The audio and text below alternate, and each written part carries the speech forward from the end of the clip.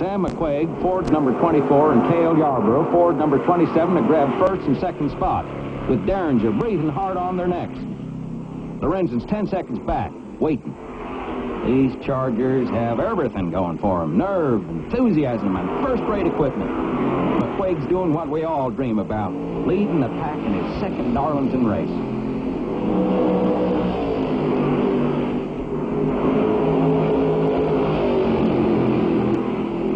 Yarborough's trying to pass. They're in deep trouble. Cale Yarborough's over the wall. He never even touched the guardrails. He sailed down that 40-foot slope. McQuaig slides through the infield. Leroy Yarborough was clipped as he tried to avoid the collision. His trunk lid was torn off. Sure glad I wasn't close when it happened. The pit crews, half a mile away, know something's wrong, but no one knows what. That's McQuaig's crew hoping that Sam will come around, but knowing deep in their souls that he should be here by now. Cale Yarborough's mechanic, Banjo Matthews, listens to the broadcast of the race, hoping for news. That car he so carefully put together lies at the bottom of a hill, 100 feet outside the guardrail. There's no word yet on Cale.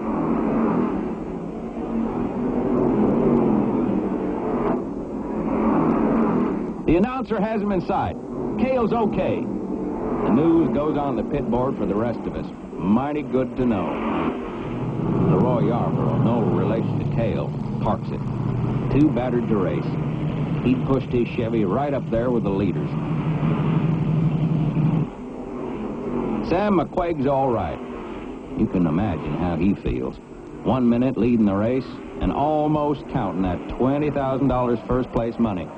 Then half a minute later, he's awarded 29th position in prize money of $575. Even so, he's a lucky fella. Even luckier is Cale Yarborough. Not a scratch. I sail through the air like an astronaut, he said. The construction of the cars make a difference. Let's go back 1965. Cale Yarborough. Watch him. Over the wall. The 1965 Southern 500.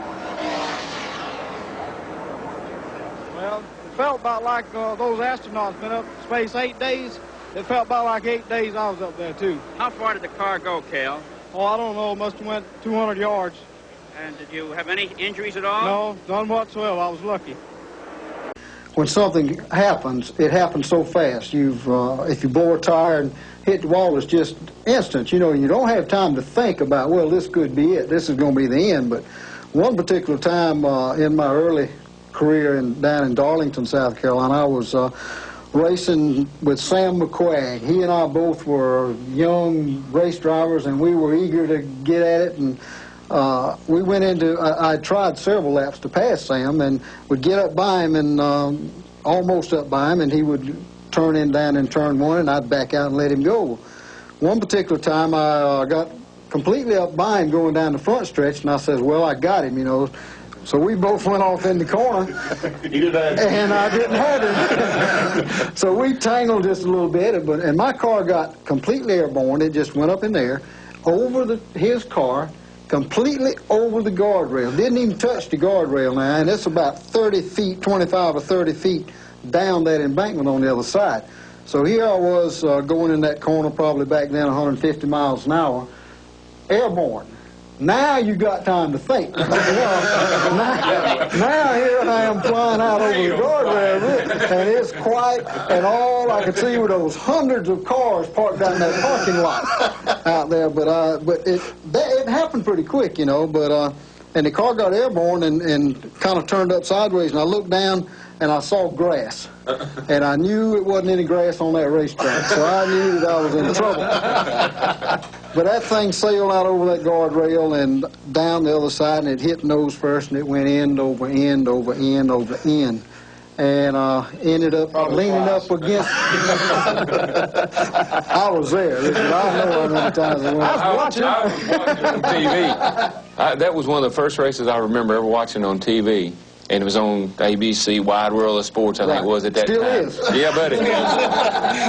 And I couldn't believe what I was seeing. Well, I couldn't either. Yeah, I couldn't believe this thing's going out of the racetrack, out in the parking lot. I've never seen a car do that. But luckily, you know, I came out of it all right. But that was one time, yes, I did have time to think, well, when this thing does hit, it could be the end.